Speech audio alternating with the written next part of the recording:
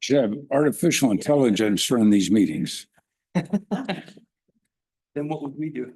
5, 4, 3, 2. Yeah. Sean's even here. Good evening. The Colfax City Council meeting of August 28th, 2024 is now in session. Would you please read the roll? No, Pledge of Allegiance. Could I have Cal Fire start the Pledge of Allegiance? Pledge allegiance to the flag of the United States of America and to the republic for which it stands, one nation, under God, indivisible, with liberty and justice for all. And now, City Clerk, could you please read the roll? Councilmember Hilberg, Here. Mayor Pro Tem Loman, Here. Councilmember McCauley. Here. Mayor Douglas. Present.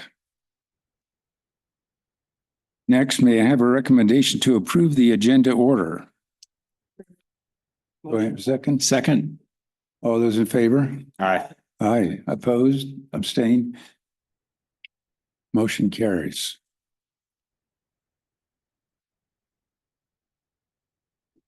Consent calendar. To the statement of conflict. Well, that's what we accomplished. It's good. Statement of conflict. Thank you. I just wanted to see if you're going to earn your paycheck. You know? Okay, and we move on to item 2E. 2E. Last, page. My pages. Yeah. No conflict, put that way. We're good. Oh, okay. Well, I should say that any change in the finances of any of our council members? Okay. Okay, now we're on consent. There you go. Okay. All items are considered routine in nature and will be approved in one blanket motion. Does anyone have something they want to pull from the calendar? Motion open. Second. All those in favor? Aye. Opposed, abstained? Motion carries. Okay. Geez, you mean we're on agency reports already? Oh, that's possible. Item 4, agency reports. Sheriff. Hey, good evening, Sergeant Kevin Griffiths. I'm the station commander here in Colfax. Just a couple of things. We've had a very busy couple of weeks. I mean, this morning we're assisting CHP. They got a felony car that was wanted for murder. We helped chase him all the way up to, I think it was Yuba Gap, before he pulled over and was taken into custody by the guys in tan. So we appreciate their help. They're on the freeways all the time. They get a lot of those cars. But we also here in Colfax, we have a new school resource officer at Forest or at Colfax High School. That'll be Kevin Hills. I've worked with him for many years on the dive and swiftwater rescue team. He comes out of LA. He was a school resource officer for LAPD in the Hollywood district, I believe, and did a lot of good work down there. So we're happy to have him up here in Colfax and working at this school. Your deputies have been busy. We know that it's the beginning of the school year. You're gonna be seeing our patrol cars a lot more near Main Street, starting to stop those kids, giving them some warnings, letting them know that we're here and not to drive all crazy through town, to take it easy, that it's just, it's the beginning of the school year. Here we go again. Right. Today I was down in Auburn doing a Firewise community meeting, and they go over the same things. The evacuations, we're not out of it. Out of the fire season, right? 24 days ago, 3 years ago was the river fire that hit Colfax. So over the next couple of months, we still expect to see fires around Placer County, and we're still going to be there working to make sure that we take care of anything. So is there any questions that I can answer for anybody? So Did we get the boat moved from the park yet? I know you tagged it. Is it still up there? It's been tagged, but I think we have to wait so many days. We had to wait 3 days. I think it was tagged on Monday. If I remember correctly. I'll double check. I'll be back up here all day tomorrow. That's why I asked if you were Yep. going to be here. We'll get together tomorrow. Okay, yeah, somebody had said there's a mattress with it now and stuff, so I just wanted, Yeah, I so wasn't sure where we were. We'll at. make sure we hit the time frame. Those boats they don't have any PIN numbers on them, pole identification numbers, no way to figure out where they came from. It's basically a piece of trash that's been dumped there, but doing the right thing, putting the 3-day notice on it, and then we'll let them go to work and take care of it. Thank you. You're welcome. Okay, thank you. Next, CHP. Hi, good evening, Council. Officer Jason Lyman, Gold Run CHP, Public Information Officer. As Sergeant Griffiths said, yes, this morning we were involved in an arrest of a murder suspect that was originally down in the Auburn area and worked his way up the hill, and we were able to get into position and were able to stop the vehicle and make an arrest near Yuba Gap this morning. Thankfully, it was no incident there. It was a arrest, but there were the 3 people that were in there. 2 of them had felony warrants. The other ones were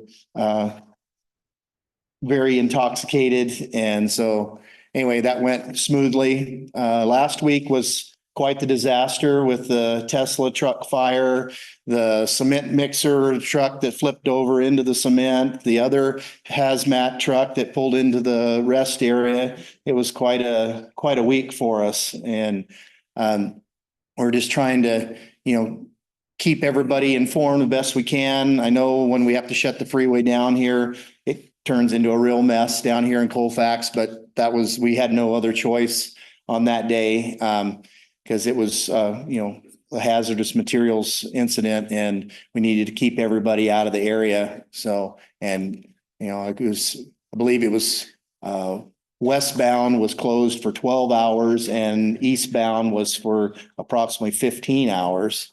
I was up in the area, not on scene, but very close to it, doing interviews and stuff all day long. It was quite the day. We are updating some training and stuff on that for hazardous material stuff and how to deal with those type of fires in the future. I know CAL FIRE did a great job in extinguishing that, and it was just a long incident that there was no quick fix for that. So, but hopefully there will be better information involved with that in the future so that things can be taken care of a little smoother than that. Is any other questions for me? I think the CHP and Caltrans both actually did a great job on communicating what was going on. Everybody was pretty well informed, I think. So it was handled well. And I was thrilled to see that the NTSB wants research done on the toxic materials coming off of those batteries when they're being burned. So I thought it was Yes. interesting when I found that one out. I'm glad. Yes, yeah, they are investigating as well. Thank you. Mhm. I heard a report when I was at the advisory council meeting with Cindy Gustafson. And the fire department people said that the temperature is so high that basically early in the fire, they can't do anything. They just have to wait for it to cool down before they can put it out. Yes, and I know I know exact times, but it was approximately 10 or 11 o'clock in the morning. They were finally able to get there and they set up spraying, and they put 6,000 gallons of water on it, and it was still over 1,000 degrees at that time. So it had to just do its thing until it could finally get cooled down. All right. Thank you. Okay, next. CAL FIRE. Clint Siebert, Battalion Chief here in Colfax for CAL FIRE, filling in for Bob Counts. As was stated before, we did have a lot of significant incidents along the I-80 corridor, and the culmination of which was the Tesla incident that happened, shutting the freeway down for multiple hours. That is something that we're working with Tesla on and seeing how we can fight those fires in the future. It's a major incident that we've already dealt with a couple of times.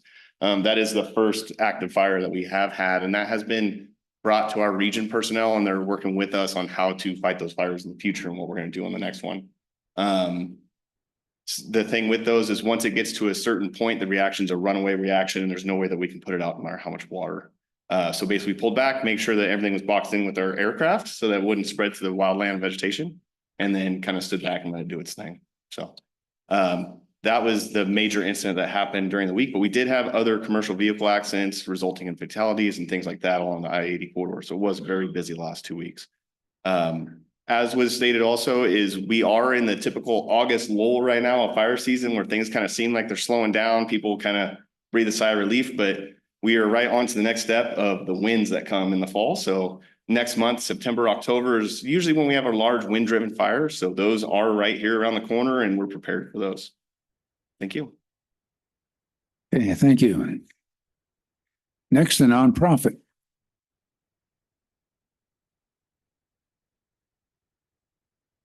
Representing the Chamber of Commerce.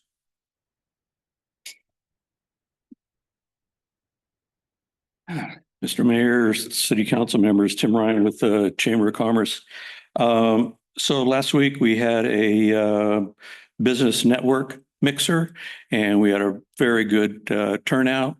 We've got a couple new businesses that have joined the chamber. So we're continuing adding businesses, which is a really good thing. We will have our coffee and conversation the first Thursday of September coming up. That'll be at 8 o'clock.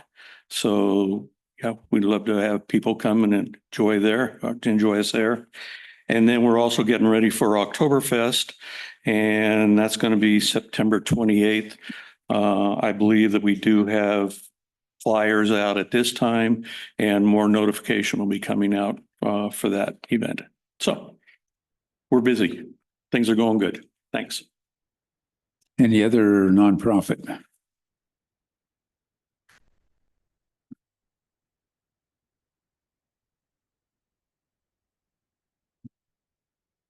Good evening. My name is Kat Cortez and I have a rescue out in Cape Horn. It's Cat's Animal Rescue and Sanctuary. I'm here today to try and get the word out. I could really use some help. Some volunteer help on the weekends would be great. And you just can Google my rescue name and rescues in Colfax and it'll come up. Okay. Thanks. What kind of help? What do you need them to do for you? Basically barn chores, Okay. helping with the animals, brushing the horses, I have Pyrenees dogs that need brushing, and then cleaning out the barn and the stables and the pastures. And so, yes, if I can get some help, that would be amazing. So if you can get the word out, I have availability just on the weekends because during the week I'm working, so I'm too busy for help, but the weekends would be great before it gets, too cold would be great. All right, thanks. Sure. Okay, thank you. Any other nonprofit?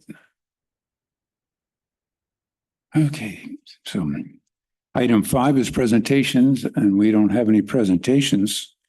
So we move on to item 6.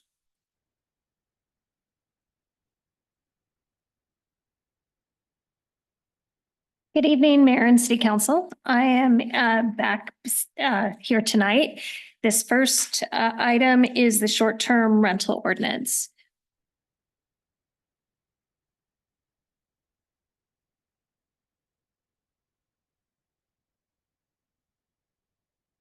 Next slide, thanks.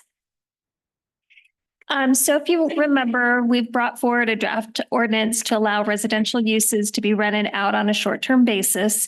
This would amend the municipal code by adding a new chapter 17.123 to authorize and regulate short-term rentals within the city. The last time I was before you, there was concern that we were overstepping in asking for tenant information. So with this, I have streamlined it so that we're asking less information than we had originally brought forward. Next slide. So with this, applicants would pay an administrative permit fee to cover staff costs. And if short-term rental ordinance is adopted, staff will come forward. Oops, sorry. Staff would come forward in the future with the actual amendment to the fee schedule. So in your packet, I had looked into it. I am recommending that the permit fee be $350 to establish it, and then an $85 fee to renew it yearly.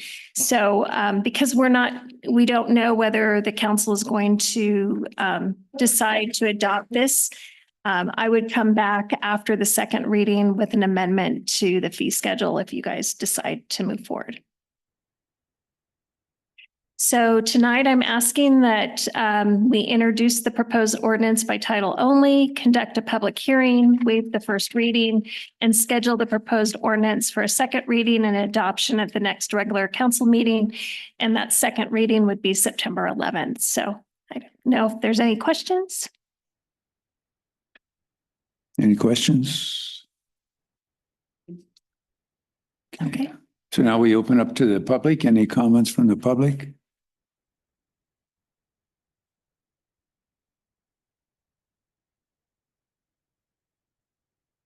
Hi, everybody. See, my name's Aeneas. I run the pharmacy here in town.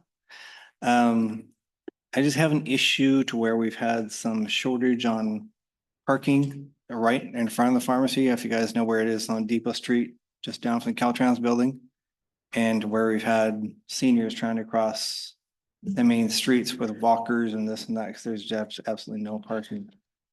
We need to hold that for the actual open public comment. This is Okay. just specifically for the rental, the short-term rentals. Okay. So if you can give us just a couple minutes, we'll get there, I promise. Okay. Okay, sorry, thank you. I would say that means we don't have any public comments, so. Yeah, do we have anything on emails or anything, ladies? Okay. Well, close public comment and comment from council members. Any comment from council members? I'm happy with the amendments. I'm okay with it. Everything there? Do I hear a motion? So moved. There we go, so then we'll make a motion.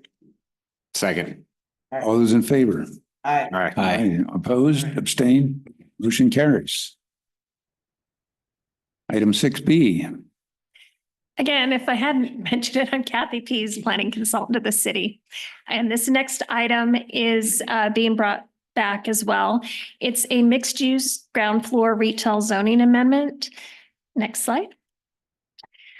So when we brought this forward before, if you remember, the current zoning code allows certain uses to operate in the downtown, but it limits those that can be on the ground floor to only retail uses. And the rest of the zoning code for that mixed-use zoning district has a bunch of uses that are allowed, but they can only go into a back room or upstairs. So staff had looked at this and was concerned with the amount of vacancies that the city has. And so brought forward a proposal to see if we could provide a little bit more flexibility in order to allow some additional uses to come to the ground floor. So at the last meeting, there was concern about that, the concern that uses that would come in could set a precedence and be long-term and reduce the amount of retail. So staff went back and looked at it and listened to some of the concerns from the last meeting. And now the proposal is limited to allowing libraries and museums, veterinary clinics, and business support services, in addition to retail, would be allowed on the ground floor. So with this, we are asking that we introduce the proposed ordinance by title only, conduct a public hearing, waive the first reading, schedule the proposed ordinance, and if approved, we would bring it back for second reading at the September 11th meeting in order to become effective. So at this time, I'm happy to answer any questions. Any questions or comment from the public?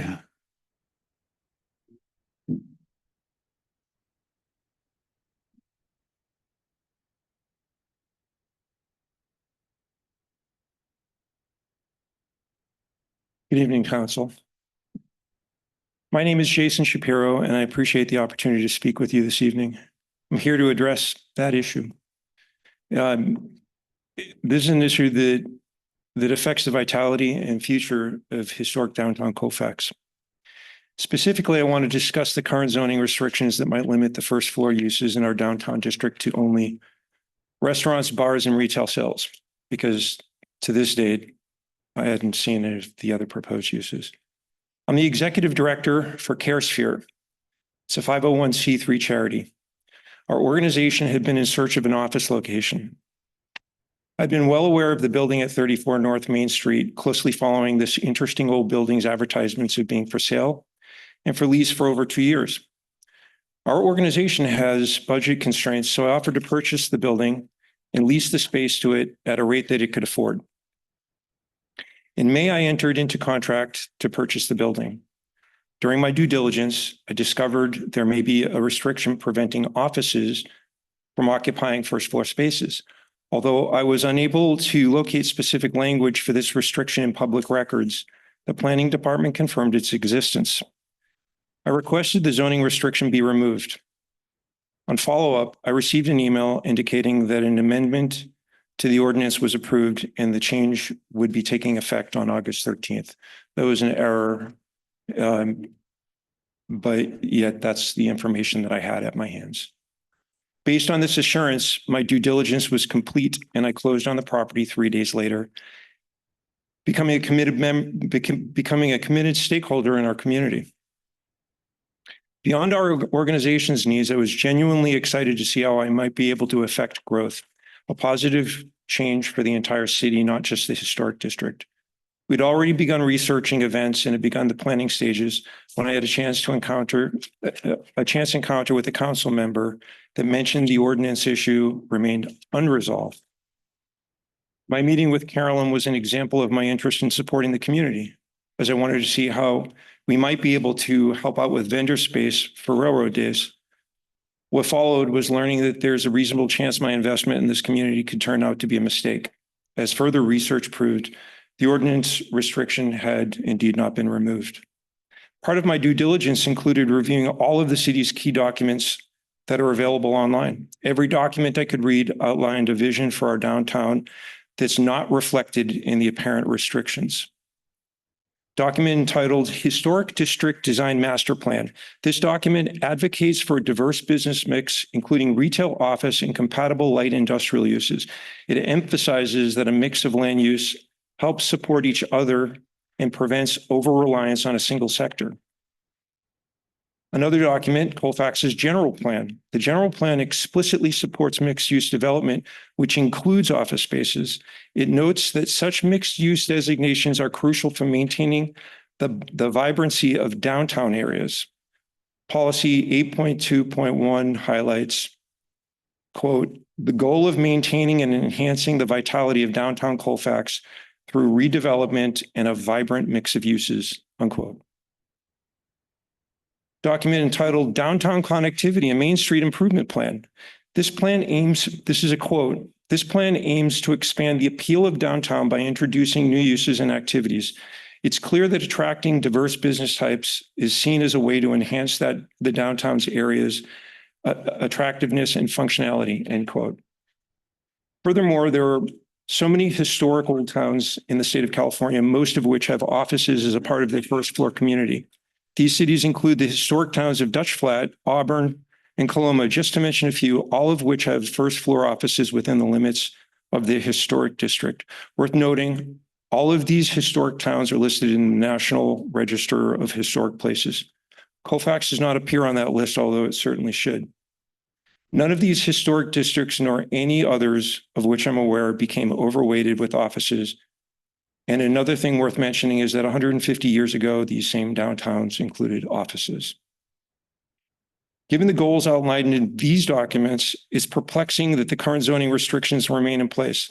The prohibition of office space on the first floor is contrary to the vision set forth in these plans and is contributing to the downtown's decline. I'm seeking immediate action to review and amend any zoning restrictions that prevent office spaces from being established on the first floor. While I understand that exceptions might be considered for my particular case, A systemic solution is necessary to address the broader issue. Allowing office spaces can attract a wider range of businesses, fill vacancies. Fill vacancies, increase consumer spending, improve its appearance, and help to revitalize the downtown area. As a new property owner and invested member of the Colfax community, I believe that allowing a mix of business types, including office spaces, will significantly benefit historic downtown Colfax and the city as a whole. I urge the city council to consider these recommendations and take prompt action to revise the zoning restrictions. Thank you for your time and attention. Thank you. Any other comments from the public? Close public comment and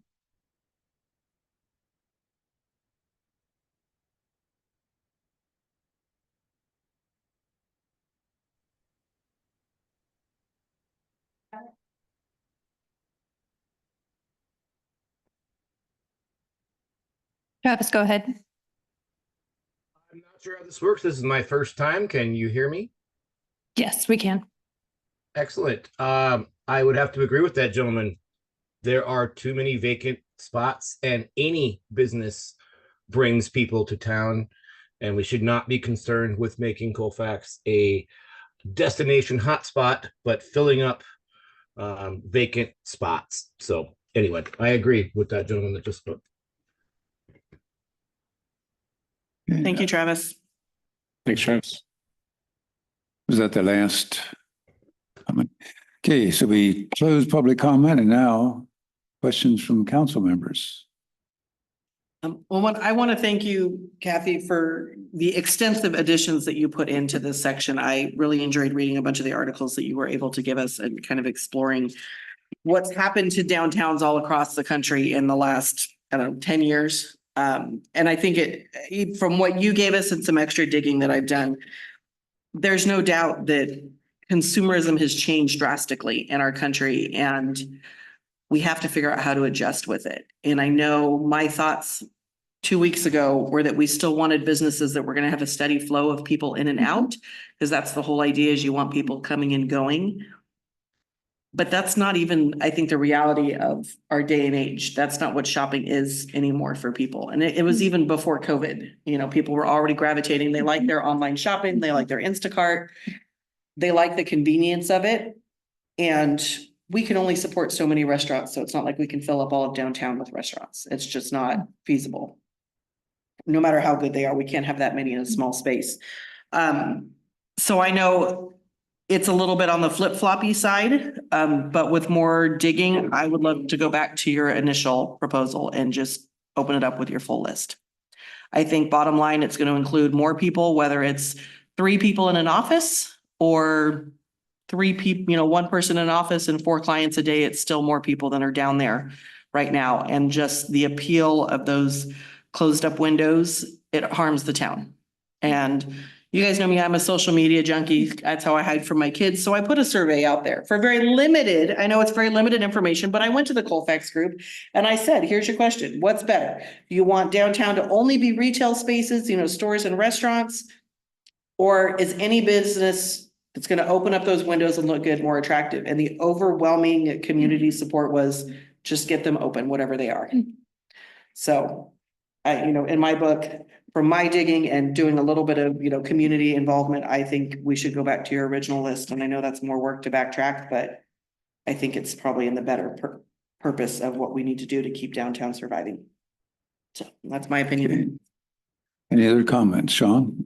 I agree. I asked a bunch of people and went back out and looked at the information that you'd provided and stuff like that. And I think you had it right the first time. Sorry. Okay. Sorry. I'm gonna look to Connor. I believe would we have to renotice and bring it back at September 11th with the original proposal. So what happened is we did a notice. We went to the May 24th meeting. The council at that point had voted to approve it. It came back for second reading in June and it was pulled.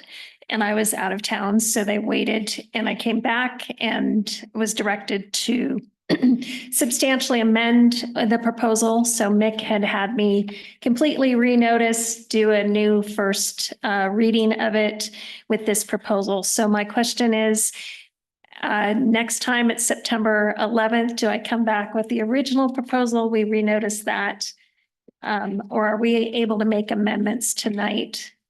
We can amend, if you're, all you're talking about is amending with the list of services included in the staff report. No, so what's happening is I had a long list of additional uses that could go in the ground floor retail, and council was not comfortable. So tonight it came back with just 3 additional uses. And from what I'm hearing from council tonight is to go back to the original proposal that had a longer list.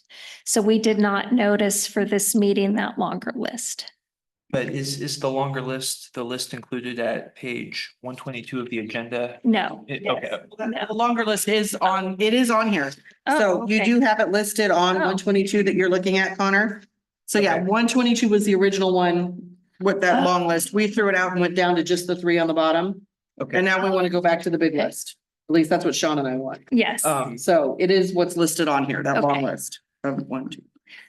If the council would like to move to adopt the ordinance. I think we've only 2 people have Yeah, we spoken have so right. far. Yeah. Finish. This is just a clarification on what we would do if we went down this road. If you, steps? Yeah. if you wanted to, you could make a motion to adopt with the ordinance with the longer list of services at page 122. You would not need to renotice it and start all over. Perfect. Okay. Well, number one, we don't have a planning commission to do work for us. So essentially, we are the planning commission. I don't think we've had anywhere near enough discussion yet about what kind of a town we want. And I think the notion of opening up the whole town to anything that anybody wants to do is a bad idea. Zoning is the only way that we can determine what kind of a town we want. And we've heard from 2 people that were okay with that. Basically, anything goes if we open it up. And I don't happen to feel that way. I think that we have the type of ordinance that we had today was very restrictive. I think that you've opened it up in a reasonable way. Anybody that walks around town and looks at our zoning would educate themselves a little bit. I think I did. And I don't want to bring that up now, but again, I think we want to attract people downtown. And the way we attract people in town is that if we have businesses that they can walk in the front door and look around or look through the windows. And frankly, I heard what Jason said. In fact, he and I have talked on the phone a couple times, but I don't think that offices in particular attract people. And typically they have the blinds down and there's not all that much traffic going in and out. People tend to stay in there all day. And I don't think that they would attract a lot of people downtown. So that is my opinion. I'm more supportive of what you've put in front of us tonight. I would not support a completely open, basically an anarchy of whoever wants to come in, they can put in whatever they want and we have nothing to say about it. That's my thinking. And in all due respect to Carolyn, I think the question that she framed wasn't quite accurate. I think that she framed it as if it was only retail, but what we're looking at tonight, that's not what that is. We have a change in front of us tonight to the original restriction, which was retail. And I mean, there was only 3 very narrow things. So I don't think they really saw the question as it was framed to us tonight. It was the way it was framed to us a month ago, where everything was open.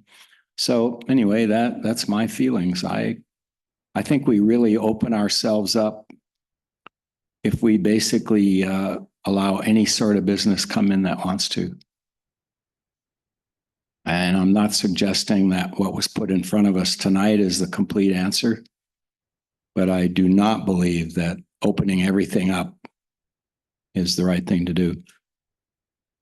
I just want to clarify real quick. You mentioned all of town, and this is just talking about downtown, correct? So you said opening up all of town to anything, but this ordinance only pertains to these two blocks. So No, that's no. what I'm just clarifying. The ordinance that we're talking about only is downtown, so it's not impacting all of all the businesses in the city limits. So we're Right, not no, changing. I everything. understand that. I read the agenda packet and I realized that we're talking only about Main Street.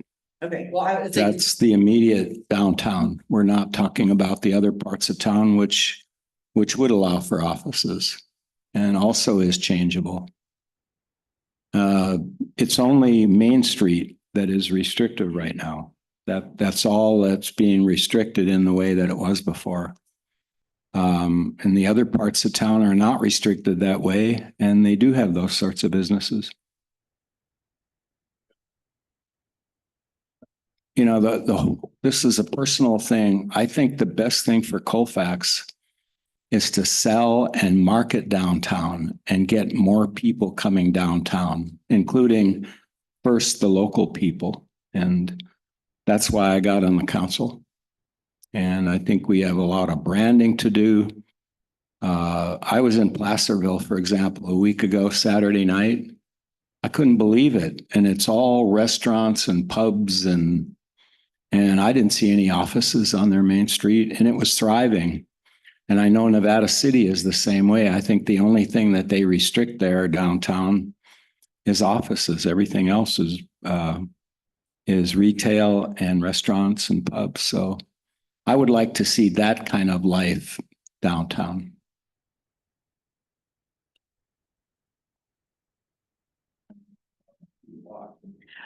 I agree, that's what I want to see, but that building's been empty for 2 years. So what have we changed to attract more of that, not only those business owners, but the people to come and use it? Because, I mean, how many more years are we going to sit with those buildings empty while we work on attracting more people? And how do we go about that? Like I said, if that building was already been empty for 2 years, Scoops has been on the market for at least 6 months. I think off the top of my head. You know, and we've got a whole other building that's completely up for sale. At the point, I haven't heard any sales on it. I haven't heard any movement on it. But, and I agree with you, you know me, I'm the same as you. I want a vibrant downtown. But leaving it the way it is for the last 2 years has not built that. So we have to change it somehow. I believe that both the city and the chamber are at fault in that we really have not done anything other than a few events to promote downtown that I'm aware of. I mean, we put up a sign right in the middle of the roundabout that makes half the people passing through think that's Colfax out there. That's what I think. People don't even know that Colfax is down here. So I think we're at fault for that, is my opinion. We haven't done any real branding. But we could. So that's what I would favor. But I'm just one vote. That's the way I feel.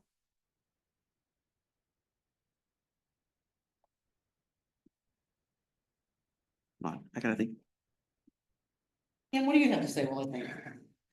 Well, there's pros and cons to both approaches. I'd prefer to wait until the next meeting when all 5 of us are here and try to resolve this. Because I'm leaning a little towards Larry's point of view, but I'd like to see all 5 of us finalize this at the next meeting.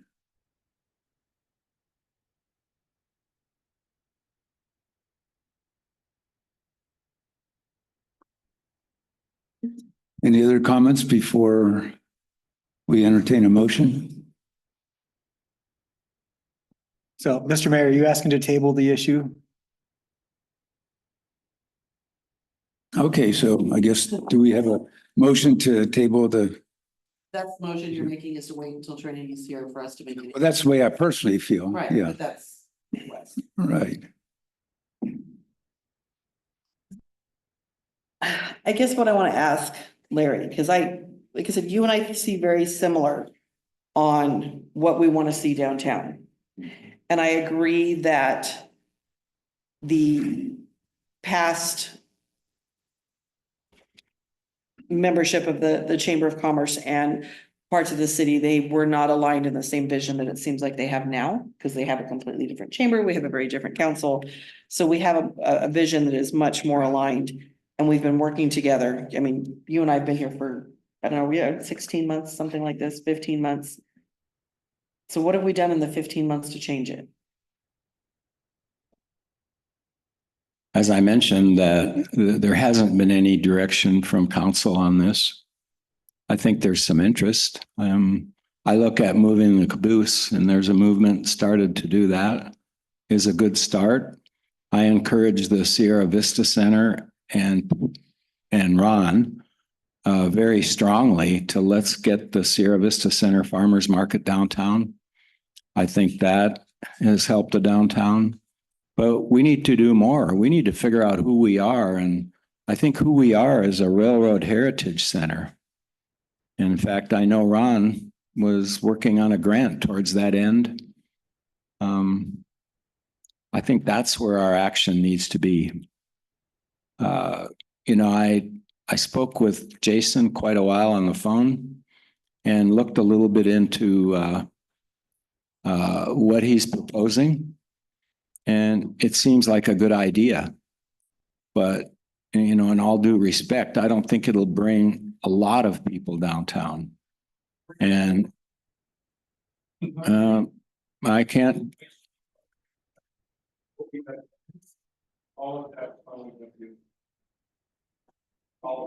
This is just my feeling. And if the other, yeah, I don't want to debate that. Not right now. I'm gonna put the property right back on the market. I mean, this isn't a threat. Public comment. I thought we were done with this. Okay. Yeah, we have to hold off on public comment at the moment. The only other thing I can offer is a potential amendment to provide a provision of sunsetting it. So, you know, we allow these uses for a certain amount of time, a year to 5 years. Always, it could sunset. Council could reconsider it in the future if it's not going in the direction that you want. I think the first thing I brought up last month when we talked about this is I felt like what we needed was an exception process. And it's something that we haven't discussed. What does an exception process mean? Does it mean an alternate use or a time limited use? That's not something we've talked about. Well, we yet. have a conditional use Conditional use, yes. permit process that we can do, and council can approve conditional uses. Yes, because of individual spaces. We are the planning commission, right? We can, with 3 votes, we can do anything we want. Well, And didn't you say? maybe, Sorry, go ahead. maybe that is the proper answer. Anyway, I've said my piece. So to the conditional use, we did discuss it at a prior meeting. The fee right now is $2,000, and it does take staff resources, and it would come before the council. So it does give you an opportunity to look at certain uses, but it also is a burden to folks that are trying to come downtown. And 3 votes, right? We can lower that to a smaller amount that doesn't cover the staff costs. I Yeah, mean, we could can do always bring something a like fee that. schedule amendment. Doesn't have to be $2,000. It can be whatever we decide it should be.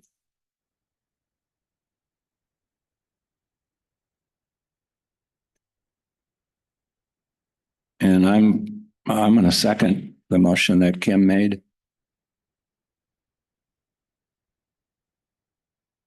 So then the motion's on the table the motion's on the table to table it till we have a full council. Is that what you're saying? Well, instead of doing the first reading, we're just gonna table it now instead of doing the first reading and approving it right now, and then having the chance to change it again in the second reading or approve it if we have a third person. At least we can keep it moving forward if we approve it now, and then when Trinity is here at the next meeting on September 11th, we can re-amend it and put it back out for readings. And I don't know if you'd want to do conditional use permit or anything like that right now. I didn't think so. So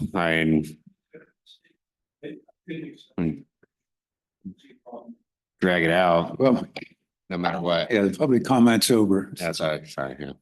But I believe we have a motion and a second to table, and I would recommend the council take a vote on that. Hey, is there a second on the table on the motion? Larry already seconded. I did that, yeah. Oh, okay. Oh, well. Do I hear a vote? All those in favor? Aye. Aye. All those opposed? no. Abstain? Nobody abstain. Sean, I think I kind of lean towards yours. Let's see. I mean, are you talking about let's approve it on the 3 that we've got that brings us back in 2 weeks and then we can hash it out again with Trinity here, but it's still moving forward? Is that the direction that you're leaning towards? Yeah, because What we tabled is what was on the agenda tonight, not the original. What was in front of us tonight? okay, what was in front of us included the original list, so we could approve that original list tonight if we wanted. If we've tabled this now, or if we table this now, then we can't approve what's in front of us tonight or the original list at the next meeting. If we approve this tonight and move it to the second reading, then we can pick between the two lists for the final draft of this ordinance. So I think it makes more sense to move it forward. So at least we can pick between the two lists at the end and see, that gives Trinity an opportunity to pick, or we can scrap the whole thing and go back to the drawing board at that point. But at least we can move something forward. Can we make amendments at a second reading? I've never had that happen before. I don't think we can make an Right. amendment at a second reading. So, yeah, The proposal would be to adopt a slightly different ordinance than what was first proposed. so I think the purpose of a second reading is to give the public 30 days to review what was approved. So it's very administrative typically. So yeah, it makes it hard. So then our choices are table it completely, which is basically, let's move it out for 6 weeks at this point till anything changes, right? Mhm.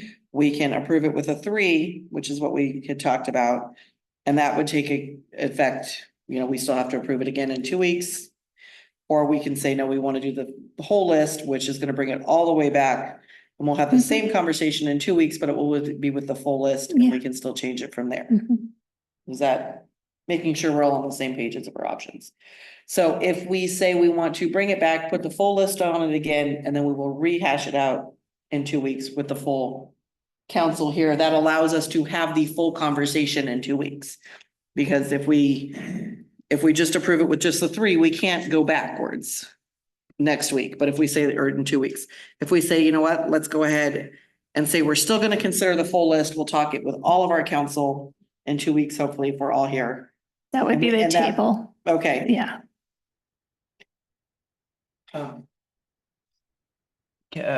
Council member, just a point of clarification. Whichever, were the council to move to introduce a version of the ordinance tonight, that is the version of the ordinance you would vote on in 2 weeks. Okay. Right. It just means if we approve the full list, we can still, like I said, hash it out again in 2 weeks, and if they decide they want to backtrack. So it doesn't lock us into the full list, but at least allows us to discuss the full list again with the full council. So it sounds like we could approve the full list, but then in 2 weeks, pull out some. Yeah, well, I like that approach. That way we're moving forward and we're. Okay. So then the direction we would give staff in the motion would be that we bring this back in 2 weeks, but let's look at it again with the full list so we can all have that conversation again. What is the full list that you're talking So about? this is what is it, 8 things? 1, 2, 3, 4, 5, 6, 7, 8. So we're basically going to go back to where we were and start over, but that'll allow Trinity to be here for the conversation and we can discuss all of the 8 options next week. Because if we move forward with just the 3, we can't. It's the list on page 122. Correct, yeah. Of the 8 different things. So that would be my motion, that we bring it back with all the things on it, all the whole 8 list, and then we'll be able to discuss it again in 2 weeks when Trinity's here. So that's my motion. Interesting to the project. I second. Before the council proceeds, I just want to make sure we're clear on how this will work. If we change the list, at this next reading, we're going back. Because we have to reintroduce. You would have to, okay, just want to make sure we're all clear. Perfect. Thank you. Okay. Making sure we're all on the same page is good. So I motion, Sean seconded it, and then we can go from there. So basically, it's getting what you wanted, just allowing us to have the whole conversation. Yeah. All right. All those in favor? Aye. Aye. Aren't we going to discuss this? Well, let's discuss it. Okay, does the full list mean that we allow anything to happen? Yeah, only that list. It's only the. Okay. And as a point of clarification, those things on the list are allowed by right in your zoning ordinance with the footnote that they can't be in the retail. So prior council has approved those as appropriate uses in the downtown area. So just wanted to make that clarification. Okay. If there's no other questions, should we have a vote? All those in favor? Yes. I motion you. I'd like that to be clear if we're going to vote on it. I'd like to understand exactly what we're voting on because it seems to me we went right back to ground zero. Will you Well, please we are. reintroduce the motion? Yeah. Okay. That's Well- basically what that. Sean, you want to read the And then we're in a motion? position after that to go down this list and say yes, no, yes, no, yes, no. Yes. Yes.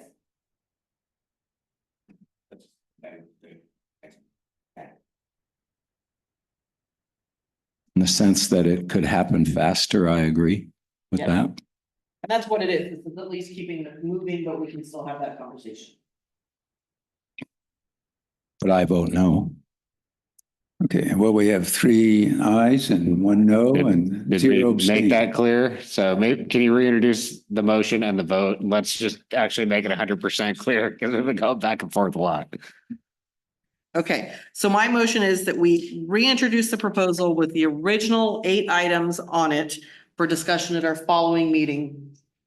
There we go. That's my proposal, my motion. Should we vote now or for the 3rd time? What did I miss?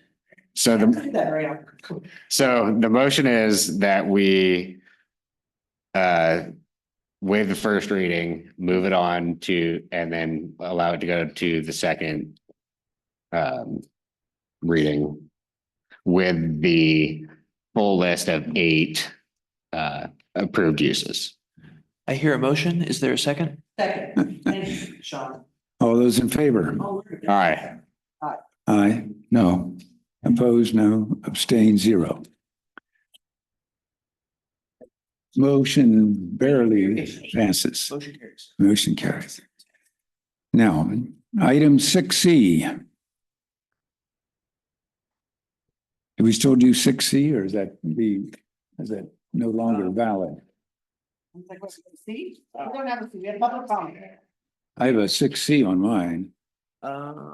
It's like, see, we just did, that was 6C that we just did. Okay. On the official agenda, it's 6B. So we are now on public comment. Okay.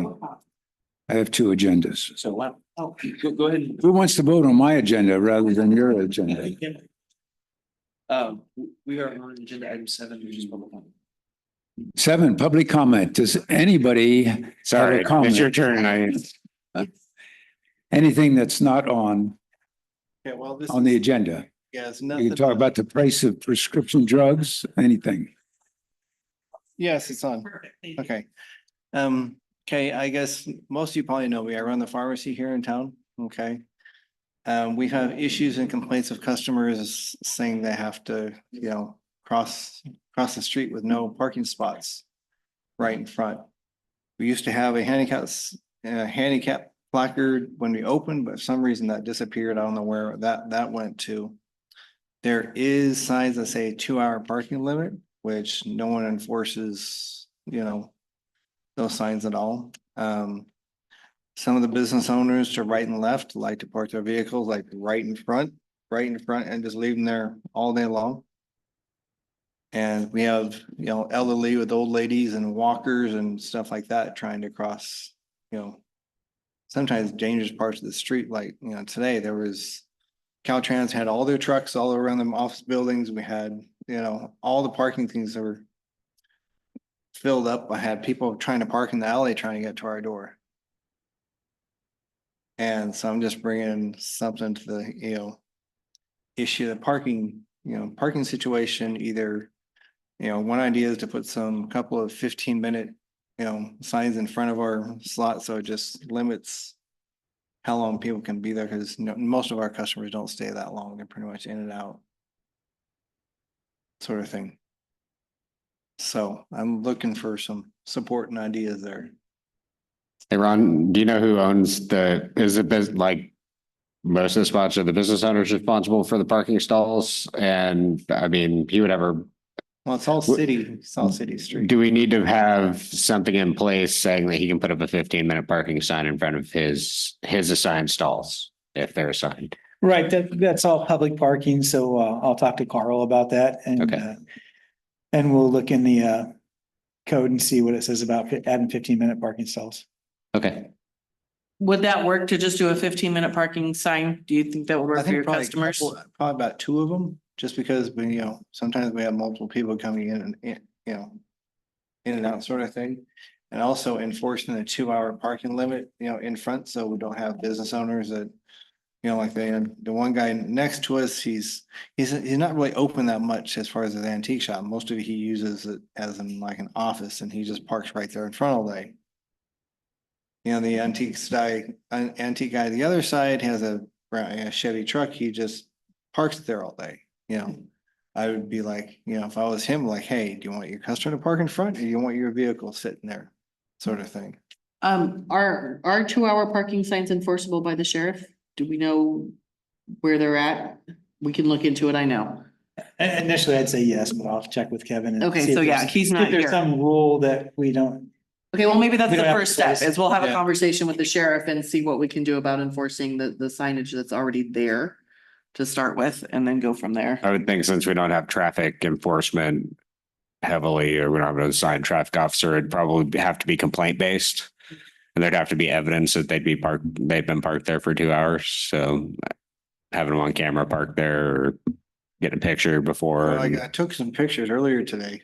And I can't guarantee that'll hold up because somebody's not going to say that they moved the car so in I between, took a but couple of pictures of, parking all the way up the street, down the street, and literally there was no space. But we can talk to the sheriff and see what he would require first, with to at least honor the signage that's there to start with, so. Okay, and for your city planning things, I have been contemplating about potentially looking at a building to, put it in like a bigger location sort of thing. Where right now I'm contemplating the train depot, I guess, is up for sale right now.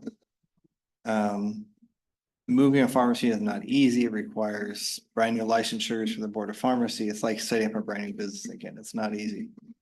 So if we, put that out there with something that's not an immediate thing, but we were, potentially, looking at taking a building instead versus just, one spot. Because I think we're outgrowing our a little spot we're in. Thank you. Just real quick, jumping back to traffic issues, if you'll contact the non-emergency number for Placer County Dispatch. Okay. They keep a record of that, and then that record is how they build their enforcement patterns. Okay, Thank you. thanks. Before you leave, and yes, is that enough? I mean, 1 or 2 15-minute places, is that enough? I mean, I'd say. well, what if somebody really does need help or a walker or something to get into your door? What would they Well, do? physically, I've physically helped people get into the door, Uh-huh. And so is, that whole sidewalk in front is kind of dangerous. I've had people, that ramp coming from the other side of the street and going up. I've had old people roll down that, so I'm just wondering if that would be the property owner's responsibility. yeah. Yeah, the sidewalks. Yeah, the sidewalk, also there could be some railings between the posts that prevent people from trying to step up that curb. That curb is kind of sharp and dangerous. I've had some people try to step up, twist ankles and really there needs to be some railings between the posts, so people can't try to go up the places that are not intended to go up. Yeah, I'm sympathetic to that because last November I had spine surgery.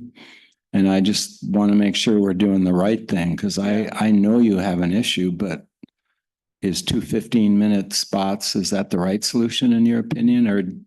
Or is it more, do you have 2 people at a time that are doing that same thing? Or is what you really need is maybe a disabled parking place? Well, we had a handicap place there right in front before. I don't know what happened to the sign. It disappeared. There was a sign there right in front. It's not ADA compliant, No. the spot, so we can't actually have one painted there. You can't have a sign up. I tell We're not people supposed to have a sign that, up. generally the older people, I tell them to go up by the hair place from the nice gentle thing coming down the sidewalk. So it's a nice, smooth thing to our front door. I try to tell them, hey, don't try to go across the street up climb up the edge of the curves. I've seen people falling and trip their ankles and knock their heads on the ground and, that's part of the reason why we're potentially looking to move to a more, more parking and more, stability for people coming. So, I'd really like to hear what Carl has to say because I don't want us to just make some quick decision again. I want us to do the right thing. so safety railing would be a property owner issue and they need to work with the building department to talk about what it takes for them to install the safety rails or the safety or the bars in between your posts. And, and maybe one idea is maybe if they had across from the Caltrans building or something, like an area for like senior parking, because that area is kind of like really flat for going to the hair razor and things like that, getting the hair done, coming to our place, that crossing the street's easy and, flat coming all the way to our door. The Caltrans people are there usually all day too. Yeah. Many of them. Yeah. So maybe if we had a senior parking area, I don't know. I'm just throwing ideas out there going. Because there are quite a few seniors in the town that, depend on us and trying to get to us sort of thing. I would think it's a Carl and a Kathy issue to find out what is even within our purview of ability to do more than anything. So. Okay. See what we can do. I'm just putting ideas out there. Thank you. And I just mentioned quickly, Dr. Fox's spot has the same issue. He now says he's not a family doctor anymore. He's a gerontologist. He doesn't take new patients and we're all old. So he has the same issue. And I had the experience of dodging out of the crosswalk in front of his office twice last Thursday. I was pretty lucky I didn't get hit. Yeah. Well, it's public comment. Anybody else? Public comment? Dr. Harry, this is your last chance. Hey, Harry, did you want Dr. to make Harry. a public comment? Well, then let's go with public comment. You got your 5 minutes, Harry. You Time. got your 5 minutes. Okay. I'll be like the senator from Louisiana. Start the timer on that man. Yeah. Yeah, I get back it up 3 minutes. Anyway, Caltrans on 174. Before they got a hold of this building here in town, that parking lot on 174 was full of trucks. And the question I have is, if Marysville is the headquarters, then what the hell are all these trucks sitting here for? What, they have that many people that have to do paperwork in that building? I mean, why can't they shuttle them? If they're going to be there all day, why don't they shuttle them back to that parking lot? Sounds like a question to call the Marysville office and ask them. What was that? Sounds like you need to call the Marysville office and talk to the director there and ask him what's going on. Okay, that'll be tomorrow. I apologize for being late. I had another crisis, but anyway. Has anybody been to the shopping centers on Highway 49, Bel Air Shopping Center, or where the Harbor Freight, Petco, those plazas, anybody been there lately? See how empty they are? And Petco Harbor Freight thing, the big drugstore, they're gone. Shut down, for sale, available. They've had it, they're done. And I guess what I gathered I was hearing tonight, I apologize, I didn't hear his report on whatever, but I don't understand. And thanks to Caroline, she brought up a great topic on Facebook today about several things. And it was interesting to read a lot of the replies. And there was one lady who replied that mentioned that Grass Valley had the similar situation with their downtown. And that they got together a group of business owners and they were successful in creating an organization that actually worked. And so much so that people from Nevada City actually moved to Grass Valley business-wise because they were doing that well. So I know people have rent factors. I get that. You know, there's overhead if you own property, there's expense in owning that. But we're only talking about 2 blocks in this town. That's it, 2 blocks. And we can't keep that historic with some kind of a plan, a build to make people want to be here. I don't understand. There's other examples of this working. It's not like we're creating the first rocket.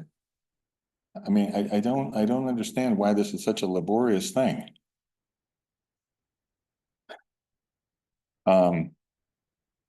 It just comes down to a plan, marketing plan. That's really what it comes down to. We just had another example of, I mean, people laugh all you want, but I can tell you right now, Maddie is not laughing because her Grass Valley location wasn't doing that good. And we just put up 5 of those, as I call them, open house real estate signs. And went and talked to the manager 3 days later. And she said, we've been so busy, people are coming in and saying, how long you been here? Been there over a year.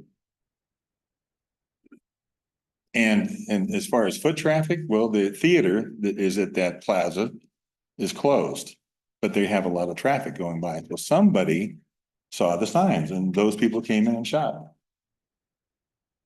So to me, it's still a marketing problem. It's that simple. And I guess we're going to see based on railroad days what happens if that works. And if that works, that means that the 3rd of July worked. And railroad days is going to work, and hopefully Oktoberfest will work. But it's just marketing, people. That's all it is. And if it's the place to be, you can charge the right rent you want. When it's not the place to be, the price doesn't matter.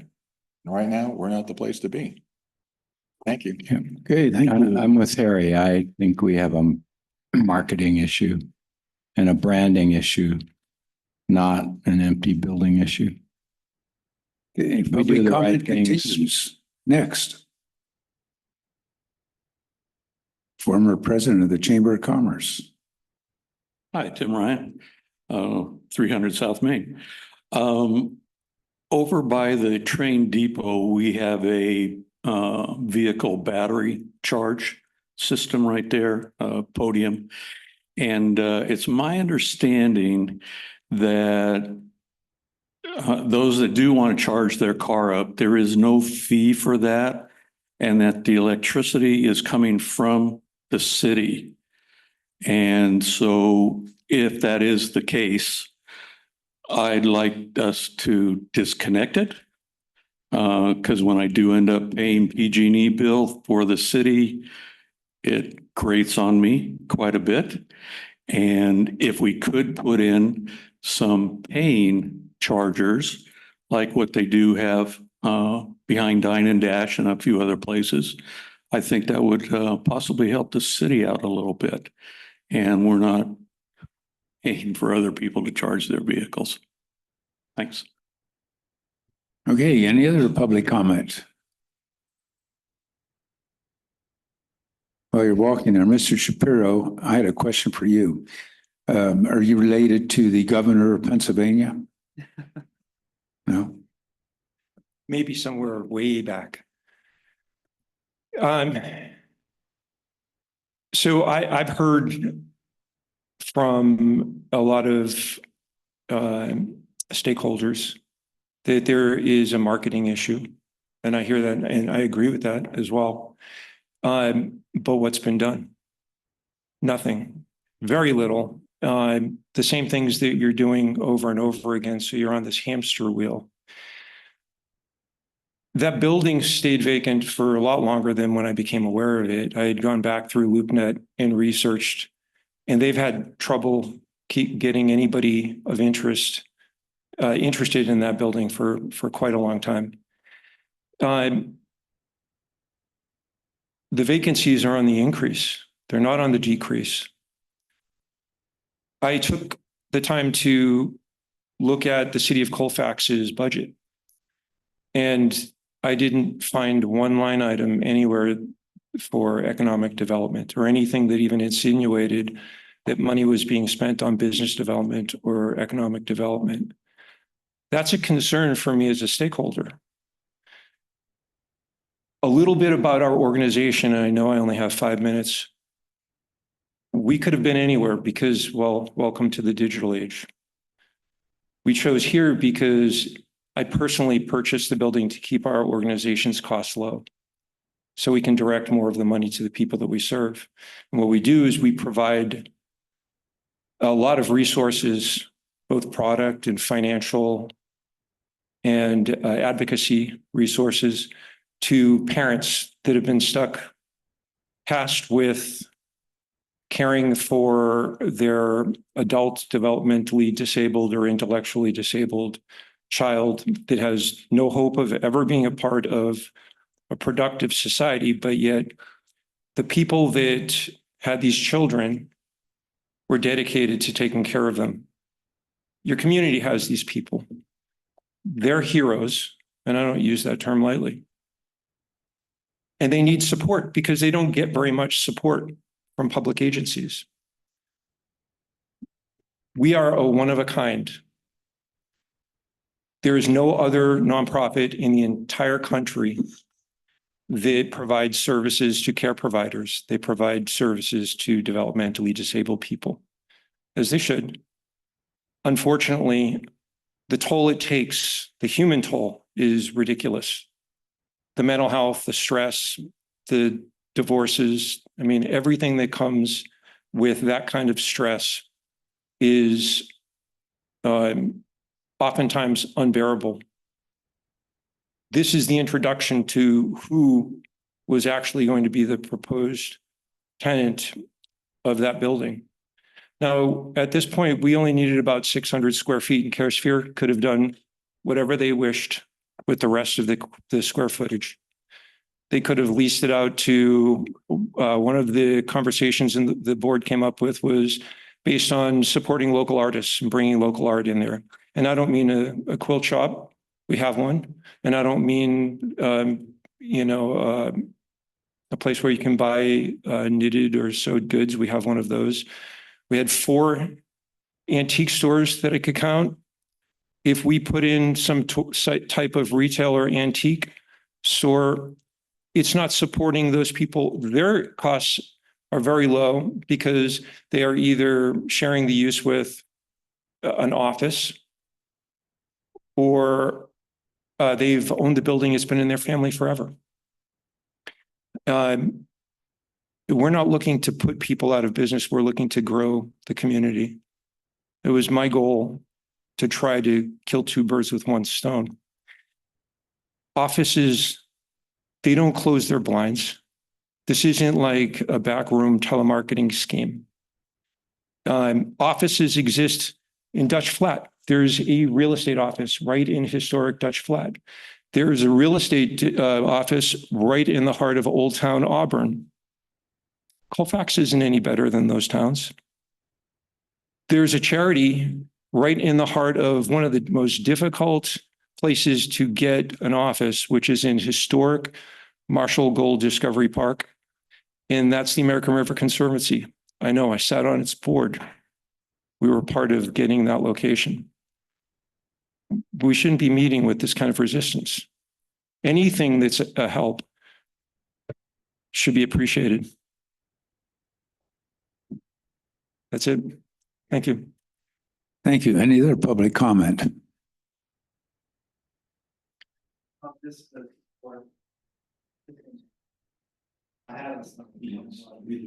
Could you? That way people at home can hear you too. I would support his contentions. I do have a son that's 21 and has autism, and we struggle with what he's, talking about. And, Colfax does provide a kind of like a unique spot for, lower cost space for, his cause. So I would say, give him the nod. Thank you. Any other public comment? Hearing none, we move to council and staff reports. Sean, do you have any reports? The wildfire sensor project is moving forward really fast. This Friday, our 15 wildfire sensors are supposed to be shipped out. And I'll be out this weekend vetting my other 9 locations that I've picked with help of Cal Fire and Placer Hills Fire. And hopefully we'll be getting those deployed sometime in September. Catch the wind-driven wildfire time. So should be great. And I think that's all I have. Okay, Larry. Yes, I attended the Sierra Vista Community Center board meeting, and they've had quite a change over there going back a few months, but they look to me like they're getting viable again. They're working very hard on fundraisers, and very soon now they plan to have enough bids available so that they can present to the Bianchini board a proposal for enough money to do some repairs they need. For example, they have no furnace for this coming winter. That's kind of important. So anyway, that is something that would maybe come in front of the council before too long. And then I attended the Cindy Gustafson WACMAC meeting, the WEMAR and Colfax Advisory Commission. And one of the things they talked about quite a bit was the Bear River Campground. What was a campground? And they're moving forward now, and Placer County is going to support it a little longer. And the idea is that will become a day use area. And Placer County is going to be a little more aggressive in enforcing the rules so that people don't stay overnight down there when they're not supposed to. There are people hooking up barbecues down there and cooking and using the existing barbecues. And we all remember the river fire quite well, I think. Anyway, that's moving forward. And then the other thing they talked a lot about was dog bar, which is a little outside of our area. But every couple of weeks, somebody crashes into the dog bar bridge and they have to deal with it. And there are a lot of big rigs, in spite of the signs and everything. They drive down there and they get hung up on that bridge, and it takes almost a miracle to get them off it. So they're looking very hard now at a new bridge. And in fact, NID is starting a process to build a bridge across the Bear River down there as well. That's on their side, on that county side. And I think there was something else.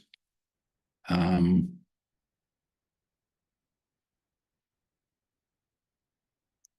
I think that was it. Oh, I think she mentioned that the real estate valuation in Placer County, total real estate value, is $114 billion,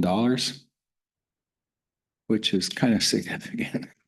Placer County is doing really well economically, obviously. And that was it. Okay. Carolyn. All right, it's been a somewhat quiet 2 weeks, which is good as Railroad Days approaches, because that's taking most of my life. But I got to go down and had a SACOG meeting, which is always an entertaining event to go to a SACOG meeting, without a doubt. Nothing terribly exciting there. The chamber did put on a great mixer that I was able to attend last week. It's really exciting seeing the chamber has made a lot of big steps recently, I think, to engage with all of our businesses. Not just us, but they are the Colfax area chamber. So they've been reaching out a whole lot more to them, which I have greatly enjoyed seeing that happen. And then since we're discussing committees, I'm going to throw this out there and say that if there is a council member who wants to be involved with a committee that they are not currently on, instead of talking to the community members in that committee, they should come ask to reassess the committees and how they're assigned, because we've had some council members trying to have conversations in regards to committees that they are not on, and it makes life more challenging for us when there's too many of us involved. So if you want to get involved with a committee that you're not currently on, let's bring it up and discuss having it reassigned if we need to do so. Okay. For years, I was driving down the SACOG, and it would be nice if some of that money that the state gives SACOG, I think it was 62 million when I was part of it. Be nice if some of it would dribble up here. I know that's difficult to do, but Well, you have to balance that so much comes from the Placer transportation, and then Yeah, we're working on it. We've Yeah. got some plans that they're willing to support if we can find the right people to put them in. yeah, I volunteer at the train depot, and people always complain that there's no way to get from Grass Valley area to Colfax. They have to call Uber for $60, and anyhow, talking about committees, I think it'd be nice if we had started a new committee, something related to economic development, maybe a member of the chamber, a member here at the council. We do need to start promoting in a more active way economic development. I also attended the chamber mixer, and that's one way people can get together and come up and maybe form some kind of an alliance or team with economic development in mind. And last, I want to say that in 3 days, the state government shuts down for the year, but we in Colfax, we keep our meetings going. So, City Manager? Thank you, Mr. Mayor. Let's see, there's been no changes in the I&I project. It's, like I said, the last meeting, it's almost completed. The algae project at the wastewater treatment plant, Jim Fletter and I had met with some representatives of the Water Resource Control Board, and we were able to talk them out of about another almost $70,000 of good additional grant funding, so we could add some sidings to the new buildings, and one of the buildings had heavy equipment in it. We wanted to add a crane to that building so operators wouldn't be moving heavy pumps and motors around. Initially, they said no, but we went and met with them, and we talked them out of that money. So we'll be expanding the project slightly with some more money. City maintenance crew continue to work on the courtyard. They painted the building outside, so you'll notice that it's nice bright yellow now. So it adds a little attention there, kind of cleaning the place up. That's going to be an ongoing project for years. Additional work at the courtyard building will include an evaporated cooler, update the cloth wiring in the building before it burns down, and we'll add a heater. So for all these years, they've had no cooling or heating mechanism in that building. So we're going to add that. And then I too was at the chamber mixer, and one of the important things they talked about is they're going to be put on classes to support business and teach business owners some business education, things about maybe, some of the things we talked about in the past is maybe being able to help them write a business plan and that kind of thing. So the chamber is moving along with that. That's all I have. Okay, and then I have item 9A, an agreement. The city manager want to talk about that? Yeah, I actually pulled that off of consent because I didn't think we'd have much to talk about tonight. Whoops. So back in June, let me pull my notes real fast. So on June 26th, council approved a 6-month contract extension with Bureau Veritas to allow time for us to develop and release an RFP. we need the RFP with, for BV. So we can charge back any, charges that they do on grant work. So that's why we went through the RFP process with them. Staff received 6 proposals. Proposals were graded, and ours and BV had the highest score out of that. So we'll be staying with the BV contractor. Okay, thank you. Are there any comments from the public on what you just heard from the DIOS? Good. Well, hearing none, we move to item 10, good of the order. You have to discuss. What Yeah, did I we could miss? discuss it. This is staff discussion and then whether to adopt the resolution. Oh, 9A. Yeah. Any discussion on the contract? I don't have any discussion, but I'll motion that we adopt the resolution as written and let him extend the 3 years. Okay, all those in favor? Second. Do I hear a second? All those in favor? Aye. Aye. Aye. Opposed, abstain? Motion carries. Now we move to any comments by the public from what, Now you're on good of the order. oh, we don't. I have on mine that the public still have the comment We on. give them a shot at that. They've had their chance. Yeah, so now we're on good of the order. Yeah. Sorry, public, you've had your chance. Okay, good of the order. Sean, do you have anything? Larry? No, nothing. Carolyn? Oh, I'll keep you busy. All right, so along your idea of another committee. Well, you have the revitalization of historic downtown Colfax ad hoc committee, which is Sean and Larry. So that would be a good place to do something with. And then you also have the ability to, it's optional, the things I keep in my folder. The Placer County Economic Development Board is a great place to go and be on those phone calls Yeah. that happen on a regular basis. Larry? So if that would be something to encourage somebody to take that particular spot, if you, instead of adding a whole new committee, let's use the 2 that are. One already has people assigned to it and one we could absolutely assign somebody. But I those both agree. fit what you're wanting, so. I agree. It reminds me of the United Nations. We have a good organization, but they don't seem to do what we want them to do. So, I mean, I know we finished the downtown assessment, so I don't know if there's anything further that you guys might be able to do. Or if we just need to have one of you start participating in the Economic Development Board. I knew they do Zoom calls once a month. So that might be an option to go to. I know. On that. I'm in communication with the Placer County group right now. They're hoping to have a quorum for a meeting up in Lake Tahoe, September, I think it's September the 18th. So yeah, I'm involved in that. Are you going to that, by the way? Because I'm the alternate. And I mean, I'd be happy to carry on with Sean, but I don't think we can decide that during good of the order, not committee assignments. That's Okay, but we can set up a meeting if you want. okay. Start talking economic. Yeah, We'll do. okay. Well- Okay, so the next thing falls on Connor's lap and hopefully we can agendize this. It's no big surprise that this Colfax Municipal Code is deathly out of date. Yes. So I have 2 different things I want to bring up. One of them is I would like Connor, just in general, to go through, look, and we need to reevaluate our business licensing fees and schedules. We want to be able to welcome businesses. The first thing we need to look at is what it requires them to operate here. So this was brought to my attention by one of our local business owners that because his business was not exactly listed, this is your business, he was charged way more than any other business to operate. So because it didn't specifically say mobile window detailer, he paid $300 for a business license.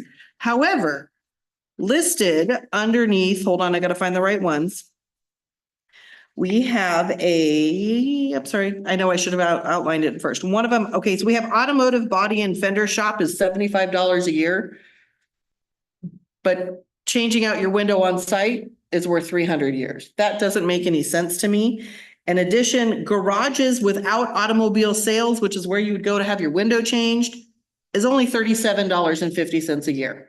And this man was charged $300. And I get that from what I understand, it was because nowhere did it specifically say car window change. I would love, number one, like to see Connor, can we maybe adjust, get this retroactive and go back to him and say, no, you really can fall under either garage without automobile sales or automotive body. And so we can refund this man some of his business license for this year. Before we go too far with this, I'm not sure that's the right job for an attorney. It seems like that if we're going to look at business license fees, it should be, that's a different area, I think. Well, when Ron and I discussed it, he said that Connor would be the one to start looking into this. So if that's not the case, then please tell me. Because I would like, it's two parts. One, I would like his particular circumstance looked at. But then I also think we need to adjust this because of something like that. It's because it's not the specific words didn't say window. Now we need to charge you an exorbitant fee. That doesn't seem right for welcoming businesses. So however we need to get this adjusted, both for his circumstance for this year and for future businesses, whatever the right direction is between Ron and Connor, you tell us how we need to go. I think this needs a lot of attention because if we want to welcome businesses, we cannot be nickel and diming them away from us because we do not want to lose them over something that vague, I guess. I just think that we have staff that's capable of doing that. We don't need an attorney to do that, in my opinion. Yeah, I mean, it's just about whoever the right person is to deal with it. So you guys get to decide who that is. We will take a look at that. I hear your comment. I'm not qualified to set the amount of the fee, but I can maybe give you some advice on how to implement that Okay, section. but yeah, if you can look at this and see if there's any way we can get him as a window replacement gentleman to fall under either the garages with automobile sales or the automotive body and fender shop.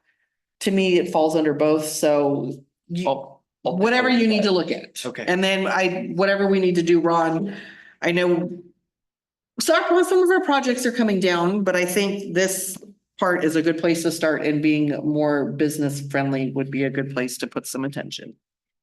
Should probably ask for an ad hoc committee. If that's Another the ad first step, hoc. then I'm gonna ask for an ad hoc committee to go through this book. That way we can meet with city staff and make sure we're doing the right thing and have a couple people looking at it. So we can take some of the weight off the staff and Perfect. you do it the right way. If you would like to form an ad hoc committee to review the municipal code, I recommend adding that to a future. Yeah, agenda. that'll have to go on the next agenda. Yeah. That is pretty please.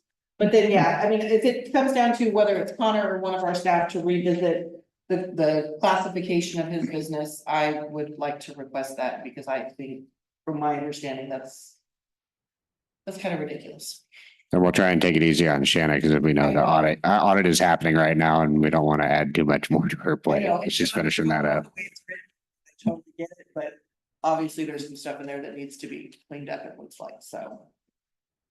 Thank you. All right. I know, but that's, we've all heard the whole Colfax is not business friendly, and your business license seems like a perfectly good place to start with that process.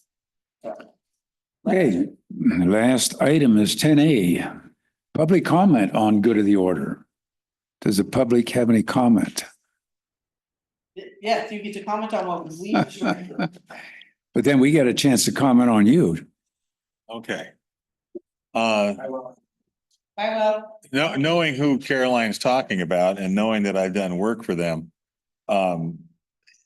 if we lose him, we lose two things. We lose the $300 and the landlord loses a tenant because he's not going to stay here. And can't blame him. I mean, it's ridiculous to pay that kind of money when, what's the other one? 1350 or 3750 or something ridiculous. But the garage that on the sale, $75 was the automobile repair shop. It's the windshield, it should count as at least as an automobile repair shop. That just falls under common sense. So yeah, change it. That's what thank you. Any other public comment on our comments? Hearing none. Do I hear a motion to adjourn?